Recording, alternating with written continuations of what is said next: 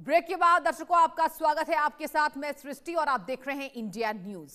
कल्पना कीजिए कि एक ऐसी दुनिया की जहां रात के अंधेरे में चमकने वाला चांद सिर्फ एक उपग्रह नहीं बल्कि इंसान का अगला ठिकाना हो सकता है। साल 1972 के बाद से चांद की खामोशी को किसी इंसानी कदम ने नहीं तोड़ा था, लेकिन अब नासा का आर्टेमिस 2 मिशन उस खामोशी को चीरने के लिए तैयार है। अमेरिका ने 4 जांबाज अंतरिक्ष यात्रियों को चांद की ओर रवाना कर दिया। पूरी दुनिया की निगाह अब इस वक्त आसमान की गहराइयों पर टिक गई है, मगर यहां एक पेच है। अगर आप सोच रहे हैं कि ये यात्री चांद की धूल पर अपने जूतों के निशान छोड़ेंगे तो आप थोड़े गलत साबित हो सकते हैं।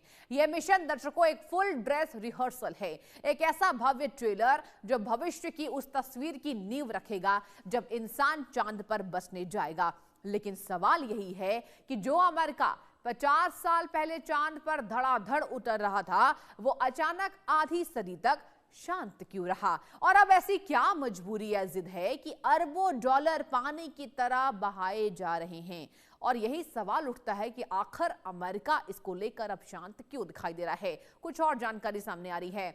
54 साल के बाद फिर चांद की ओर क्यों, ये बड़ी जानकारी सामने निकल कर आ रही है। देखिए ग्राफिक्स के माध्यम से आपको समझाएंगे। 1960 के दशक में अमेरिका और रूस के बीच कोल्ड वॉर चल रहा था। जी हां, जहां कहा जा रहा है कि 54 साल बाद फिर चांद की ओर क्यों कहा जा रहा है। रेस खत्म, बजट खत्म, चांद पर इंसान भेजना विज्ञान से ज्यादा दबदबा साबित करने की राजनीतिक जंग थी। जी हां, यह राजनीतिक दंग बताया जा रहा है। इसके साथ जैसे ही नील आर्मस्ट्रांग ने चांद पर पहला कदम रखा, अमेरिका रेस जीत गया। नील आर्मस्ट्रांग जो एक एक जनता इनके बारे में जानती है। लक्ष्य पूरा होने के बाद नासा के भारी भरकम बजट में भारी कटौती कर दी गई थी। उसके बाद नासा की जो भारी भरकम बजट में कटौती की गई थी, चांद पर जाकर मिट्टी और पत्थर लाने का काम हो चुका था। चांद पर जाकर मिट्टी और पत्थर लाने का जो प्रक्रिया थी वो पूरी हो चुकी थी दर्शकों। जहां नासा का ध्यान अब पृथ्वी की निचली कक्षा पर आ गया था। नासा का जो ध्यान देखिए यहां पर पृथ्वी की निचली कक्षा पर आ गया था।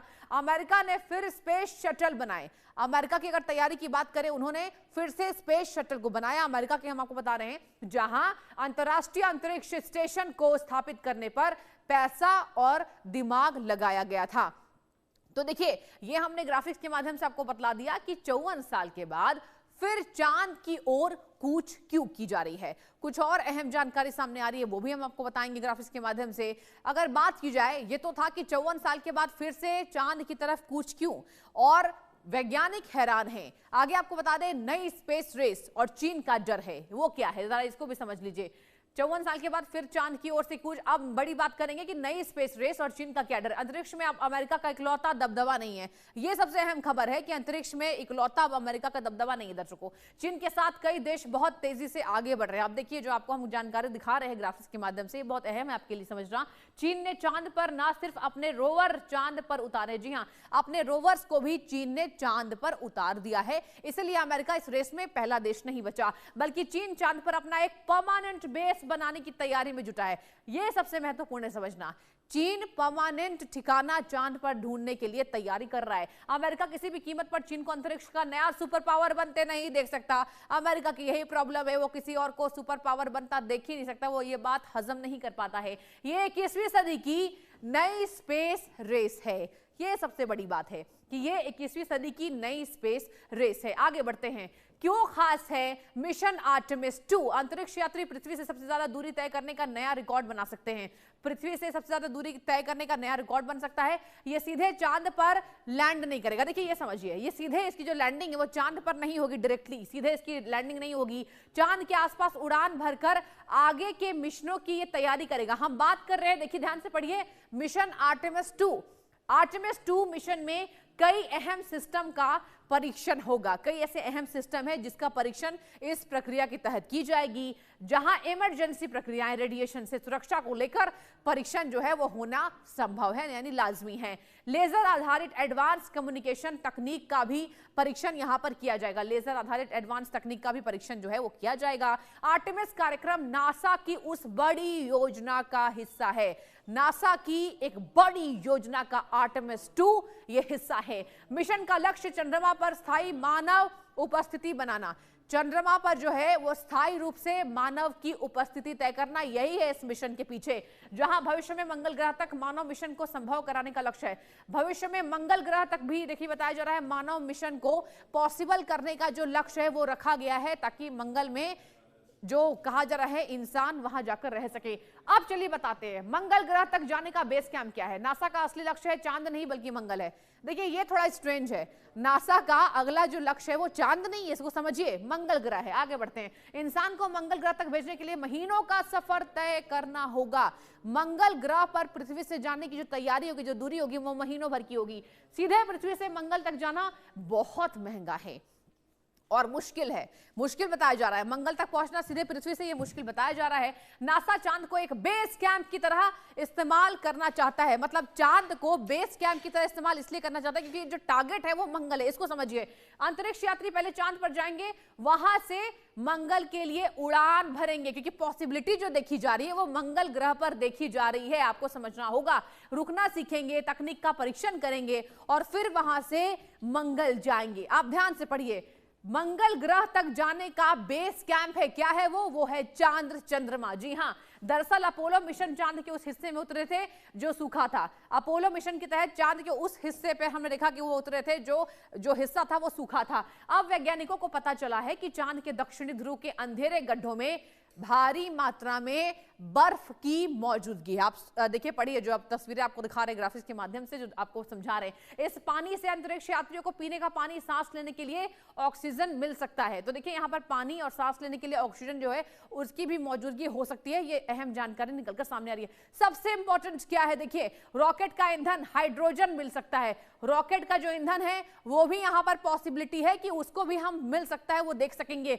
जो देश इस पानी का पहले कब्जा करेगा भविष्य के अंतरिक्ष मिशन पर, उसी का राज रहेगा, जिसको लेकर अमेरिका वर्सेस चाइना की जो हमने आपको लड़ाई बताई कि अमेरिका ये चाह रहा है कि चाइना की वहां पर कुछ ना हो, वो समझ में आ रहा है।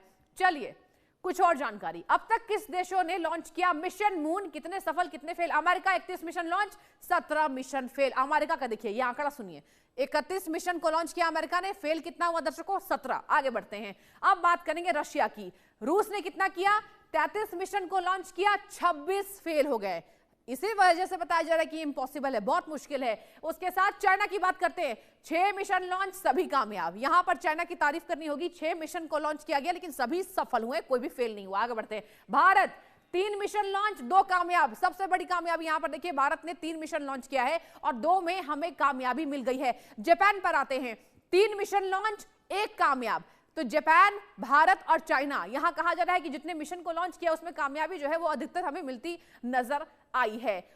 तो ये हमने आपको पूरी जानकारी दे दी और चलिए अब चर्चा की शुरुआत करेंगे दर्शकों। अंतरिक्ष वैज्ञानिक मुकुल यादव जी हमारे साथ जुड़ चुके हैं। मुकुल यादव जी, सबसे पहले तो आपका बहुत बहुत स्वागत है इंडिया न्यूज पर। और आपसे मेरा सीधा सवाल, इसकी पॉसिबिलिटी कितनी नजर आ रही है? देखिए बहुत रोचक तथ्य है जो हमने अभी दर्शकों के साथ साझा किया है, बहुत इंटरेस्टिंग है। हम आपसे जानना चाहेंगे क्या आने वाला है आगे। देखिए ये बहुत ही अच्छी चीज है, बहुत ही बड़ी बात है हमारे एज अ ह्यूमैनिटी अगर देखा जाए कि हम लोग आगे बढ़ रहे हैं। क्योंकि आप भी देख रही हैं कि जिस तरीके से हमारे पृथ्वी पे हर हर चीज को लेके आबादी बढ़ रही है, रिसोर्सेज को लेके लड़ाइयाँ चलती हैं कि बिल्कुल। जमीन कम है और एनर्जी के लिए हम लोग लड़ रहे हैं एक दूसरे से। तो आगे के समय में हमारे लिए हमारे पृथ्वी पर रिसोर्सेज जो है कम पड़ने वाली हैं। तो उसी के लिए ये तैयारियां अभी चल रही हैं। जो ये आर्टेमिस मिशन है, जी। शुरुआत हमने अपोलो मिशन से की थी, यूएस ने की थी। एक बहुत ही लंबा वॉर चला था रशिया के साथ कि कौन पहले स्पेस में जाएगा, कौन चंद्रमा पे पहले अपने इंसान को उतारेगा, कौन अपना पावर जो है, अपना डोमिनेंस अपने स्पेस में दिखाएगा। तो उसमें यूएस उस टाइम बहुत आगे निकल गया था। और फिर उसके बाद जब ये रेस खत्म हुई, उसके बाद हमें उससे बहुत कुछ सीखने को मिला। हमने एज अ ह्यूमैनिटी बहुत सारी चीजें डिस्कवर की, बहुत सारे नए नए टेक्नोलॉजीज का इन्वेंशन हुआ। आप पहले के जैसे कंप्यूटर्स होते थे बहुत बड़े होते थे, अब क्या है माइक्रो कंप्यूटर्स बनने लगे हैं। जी। सेमीकंडक्टर में हमने नई नई तकनीकी का इजाज किया। फिर उसके बाद एमआरआई मशीन्स आई, हेल्थ केयर में बहुत सारी चीजों का हमने इन्वेंशन किया। तो अधिकतर चीजों का जो है, हम डायरेक्ट जो इन्वेंशन होता है वो स्पेस के प्रॉब्लम्स को सॉल्व करते करते करते हैं। तो अब जैसे यहाँ पे हम लोग वापस से आर्टेमिस मिशन से जा रहे हैं, जो आर्टेमिस 1 मिशन था उसमें कोई भी क्रू नहीं था, वो सिर्फ ऑटोमेटिक एक टेस्ट था हमारे इंजन को चेक करने का, कि रॉकेट को चेक करने का कि क्या उसे हम स्पेस में भेज सकते हैं, क्या वो स्पेस में भेजने के लिए सेफ है।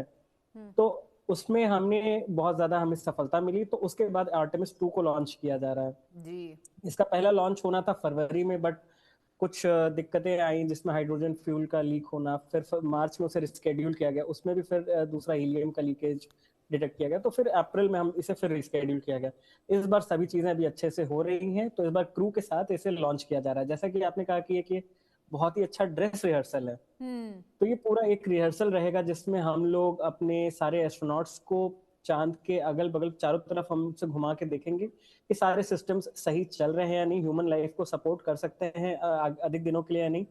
फिर वो जब सक्सेस होता है तो हम लोग वापस आएंगे और फिर अगले आर्टेमिस 3 की तैयारी में हम लोग करेंगे। आर्टेमिस 3 बिल्कुल। के लिए कहा जा रहा है कि उसमें जैसे अभी चांद का चक्कर लगा रहे हैं, तो आर्टेमिस 3 में नहीं, वो आर्टेमिस 4 के लिए पोटेंशियली अभी रखा गया है हम्म। कि हम लोग सारे सिस्टम्स, क्योंकि इंसान की जान यहाँ सबसे ज्यादा कीमती है, एग्जैक्टली। तो किसी भी तरह की कोई दिक्कत ना आए, इसलिए सारी चीजों को पहले टेस्ट कर लिया जा रहा है। उसके बाद इंसान चांद पे कदम रखेगा। जब हम लोग अभी जैसे स्पेस स्टेशन हमारा है, इंटरनेशनल स्पेस स्टेशन, जिससे कई देश मिलके ऑपरेट करते हैं साझेदारी में, और जहाँ जो हमारा है पृथ्वी के बाहर एक घर आप कह सकती हैं। हम्म। वैसे ही अब फिर आने वाले दशकों में हम लोग चांद पे अपना एक बेस बनाएंगे, जो हमारे लिए, जैसे कि आपने कहा कि जो देश सबसे पहले वहां पे पानी का पे कब्जा करेगा, एक तरह से वो सबसे ज्यादा पावरफुल हो जाएगा, क्योंकि आप पानी से ऑक्सीजन और हाइड्रोजन, दो चीजें आप बना सकते हैं। हाइड्रोजन आपका रॉकेट में फ्यूल की तरह यूज हो जाएगा, और ऑक्सीजन एस्ट्रोनॉट्स के लाइफ को सपोर्ट करने के लिए, जिससे हम आगे अपनी जर्नी मंगल ग्रह तक कंटिन्यू करने के लिए इजीली कर सकते हैं। बिल्कुल मुकुल जी, देखिए आपके द्वारा जो रोचक जानकारी दी जा रही है वो देखिए जनता के लिए बहुत अट्रैक्टिंग है। और अगर बात की जाए यहाँ पर मुकुल जी, क्या हमें यह भी समझने की जरूरत है कि आखिर मंगल तक पहुंचने के लिए और कितने पीछे हैं हम, क्योंकि देखिए बहुत सफलतापूर्वक इसकी लॉन्चिंग की गई है। और आपस में अगर बात करें भारत की, देखिए हम संख्या भी बता रहे थे कितने मिशन को भारत ने लॉन्च किया, कामयाबी मिली है, ये बहुत बड़ी बात है।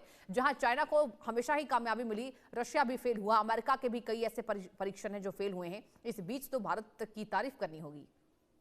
बिल्कुल बिल्कुल, ये आपने बहुत सही कहा कि अगर हम देखें कि कितने मिशन हर एक देश ने लॉन्च किए हैं बिल्कुल। वर्सेस कितने उनके सक्सेसफुल रहे हैं, तो हम्म। भारत इस मामले में बहुत अच्छे अपने पोजीशन पे है, क्योंकि ना ही हमने कम अटेम्प्ट्स में ज्यादा सक्सेस लिया है, हम्म। बल्कि हम कॉस्टिंग के मामले में भी बाकी देशों से बहुत ज्यादा आगे हैं। हम्म। हमारे जो रॉकेट लॉन्चेस, हमारे जो मिशन होते हैं, वो बहुत ज्यादा सक्सेसफुल और कॉस्ट एफिशिएंट होते हैं। जी। जितने में हॉलीवुड मूवीज बनती हैं जिसमें हमें देखने को मिलता है कि हाँ मंगल ग्रह पे क्या चीजें होंगी, क्या कैसा होगा, उससे कम कॉस्ट में हमने मंगलयान लॉन्च कर दिया।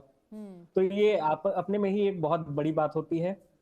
और रही बात, जैसे कि हम ये प्रोग्रेस कर रहे हैं आगे जाने के लिए, चांद पे जाएंगे फिर आगे मंगल पे जाएंगे, तो यूएस अभी आगे है, विच इज लाइक उन्होंने शुरू किया ये मिशन को लेके इनिशिएटिव, बट आने वाले समय में पूरे पृथ्वी के जितने भी देश हैं, उनके जो स्पेस एजेंसियां हैं, इसरो है, जापान का जाक्सा है, जी। यूरोपियन स्पेस एजेंसी है, इन सबको मिलके एक साथ इसमें कोलैबोरेट करना होगा, ताकि हम लोग एज अ ह्यूमैनिटी आगे बढ़ के चल सकें।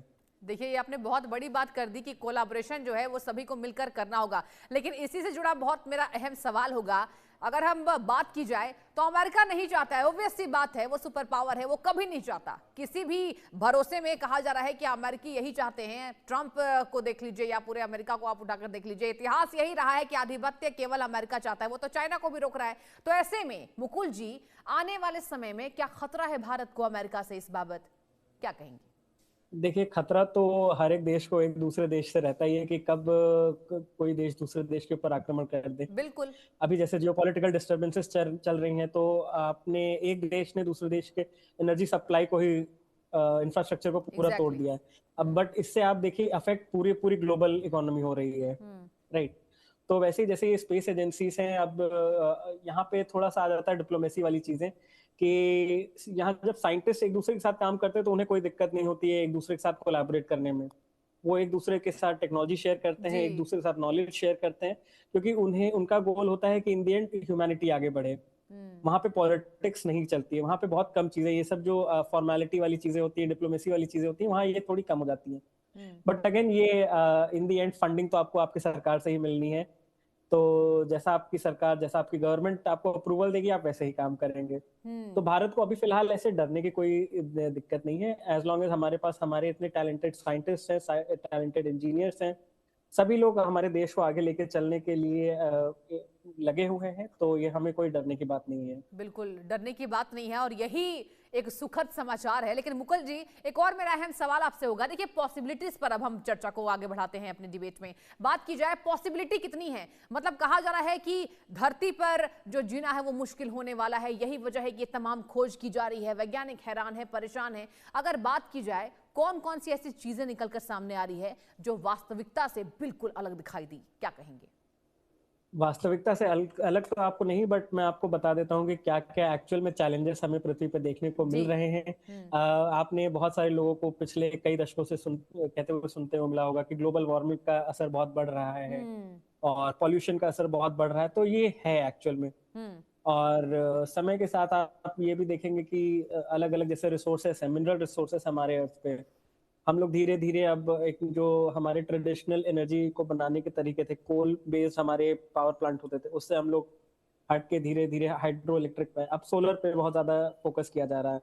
हमारी गवर्नमेंट खुद उसको पुश कर रही है कि लोग सोलर एनर्जी को अडॉप्ट करें। जी। तो ये सारी ऐसी चीजें हैं कि रिसोर्सेज की कमी देखिए आपको एक दिन में नहीं फील होगा, वो over the period of time, over 10 years, 20 years, 50 years, वो धीरे धीरे धीरे धीरे आपके ऊपर प्रेशर बढ़ता जाएगा। जी। तो ये हमारे ऊपर रहता है कि हम कितनी जल्दी उस चीज को अडॉप्ट कर लें। अब हमारी गाड़ियां हैं ऑलरेडी, हम लोग डीजल से पेट्रोल और एक क्लीनर फ्यूल के सर्च में करते करते हम लोग वापस ईवी पे आ गए हैं अब। तो जहां आप सोचिए कि जिन लोगों के पास घर पे सोलर एनर्जी का ऑप्शन है, उनके पास ईवी है, उनको इफेक्टिवली कुछ खर्चा नहीं पड़ता है। क्यों? क्योंकि उन्होंने फ्यूचर में इन्वेस्ट किया हुआ है। तो वैसे ही हमें सारी चीजों को प्लान करना होगा। तो ऐसा नहीं है कि साइंटिस्ट जो कह रहे हैं कि रिस्क है, वो सिर्फ ऐसे कहने की बात है। एक्चुअल में हमें प्लान करना होगा। ये जो हम लोग आगे चंद्रमा में, फिर आगे मंगल ग्रह पे जाने के लिए कर रहे हैं, ये इसीलिए कर रहे हैं कि हमारे पास जो humans as a human resources की कमी ना रहे। बिल्कुल मुकुल जी, आपने बहुत सही फरमाया। देखिए, ये सवाल भी मेरा आपसे जुड़ा हुआ था। अगर बात की जाए, कहा जा रहा है 54 साल के बाद ये ऐसा होता नजर आ रहा है, तो ये जो परीक्षण है इसमें कितना समय लग सकता है? अब जैसे ये आर्टेमिस 2 मिशन पे हमने अपने अंतरिक्ष में भेजा है, अंतरिक्ष यात्री को 4 लोग गए हैं, सारे सिस्टम्स का टेस्ट कर रहे हैं। इस मिशन में चांद तक जाने में उन्हें टाइम लगेगा, फिर वापस आने में टाइम लगेगा। उसके बाद अभी जैसे लॉन्च होते ही पहले 24 घंटे ये पृथ्वी का चक्कर काटेंगे, जिसमें जो बेसिक सारे सिस्टम से उनको चेक किया जाएगा कि क्या इन्हें आगे जाने के लिए अलाउ करना है या नहीं करना है। इसी के बीच एक छोटी सी चीज भी हो गई थी, जिसमें इन जी क्राफ्ट पे जो बट फिर उसको ठीक कर लिया गया है। बट ये छोटी छोटी जो चीजें होती हैं, हर एक सिस्टम को चेक करना जरूरी होता है कि जो ऑक्सीजन बनाने वाला सिस्टम है वो सही चल रहा है नहीं चल रहा है, वाटर रिक्लेमेशन सिस्टम सही चल रहा है नहीं चल रहा है। आपका जैसे पृथ्वी पे जीपीएस होता है, हम कहीं जाते हैं, अगर मैप्स नहीं चलता है तो हमें दिक्कत होती है। तो अगर अंतरिक्ष में आपका नेविगेशन सिस्टम अगर सही नहीं चल रहा है तो कैसे आप करेंगे? कम्युनिकेशन सिस्टम सारे आपके सही चल रहे हैं नहीं चल रहे हैं? तो ये सारी चीजों को टेस्ट करने के बाद जब ये वापस आएंगे, फिर सारी चीजों की रिपोर्ट बनेगी और उसमें इम्प्रूवमेंट किया जाएगा। फिर अगला मिशन अगले साल के लिए हम लोग एक्सपेक्ट कर सकते हैं 2027 में। यानी कि जो अगला मिशन है, आप कह रहे हैं कि 2027 में इसकी पॉसिबिलिटी है। लेकिन मुकुल जी, एक और सवाल मेरा अहम होगा। बात की जाए तो नासा की कितनी तैयारी ये रही है जो आज सफल लॉन्च हुआ है इसका, और आपने बता दिया दर्शकों को कि आखिर परीक्षण कितने दिनों तक चलेगा। तो लेकिन अगर बात की जाए कुल कितना खर्च हुआ इसमें, कहा जा रहा है अरबों डॉलर रुपए खर्च हुआ है।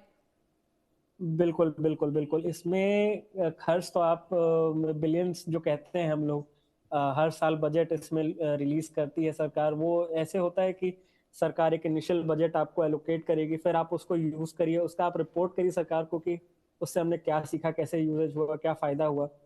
जब आप उसकी रिपोर्ट देंगे तो उसके बेसिस पे सरकार डिसाइड करेगी कि फंडिंग आपको देनी है और या नहीं देनी है। तो नासा ये जो आर्टेमिस मिशन जो शुरू किया गया है, इसकी प्लानिंग एक्चुअल में 2020 और उसके अराउंड से पहले से ही चल रही थी कि इंसानों को फिर से चांद पे भेजना है। तो ये 1-2 साल की नहीं, ये लंबी प्रक्रिया होती है जिसमें एस्ट्रोनॉट का सिलेक्शन, फिर नए रॉकेट्स का डेवलपमेंट।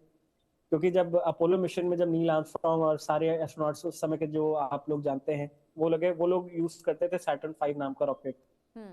तो तब के रॉकेट्स और अब के रॉकेट्स में बहुत अंतर हो गया, क्योंकि इस रॉकेट को और ऐसे बनाया जा रहा है कि और आगे के लिए यूज किया जा सके। जी।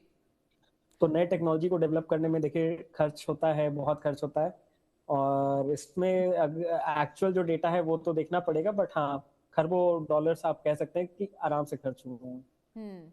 और मुकुल जी, चुनौतियों को लेकर भी अहम खबरें आ रही हैं कि इनमें कई ऐसी चुनौतियों का जो सामना है वो करना पड़ सकता है। आप किस चुनौतियों को देख रहे हैं? चुनौतियां देखिए इसमें बहुत सारी चीजें हैं, क्योंकि टेक्निकल पॉइंट ऑफ व्यू से देखिए तो कोई भी चीज अगर फेल कर जाती है तो उसके लिए बैकअप होना बहुत जरूरी है। अब यहाँ पे अगर मान लीजिए आपका ऑक्सीजन बनाने वाला प्लांट, अगर वो खराब हो जाता है तो अगेन वो एक कहने को छोटी सी चीज है, बट खराब हो गया तो ऑक्सीजन नहीं मिलेगा एस्ट्रोनॉट्स को, वो अपने स्पेसक्राफ्ट को चलाने के लिए नहीं रहेंगे फिर, तो बहुत सारी दिक्कतें हो सकती हैं। वैसे ही नेविगेशन सिस्टम, तो हर चीज के लिए यहाँ पे plan A, plan B, plan C रखा जाता है कि कैसे कैसे किसी चीज को करके अगर कुछ होती है दिक्कत तो उससे कैसे डील किया जाए।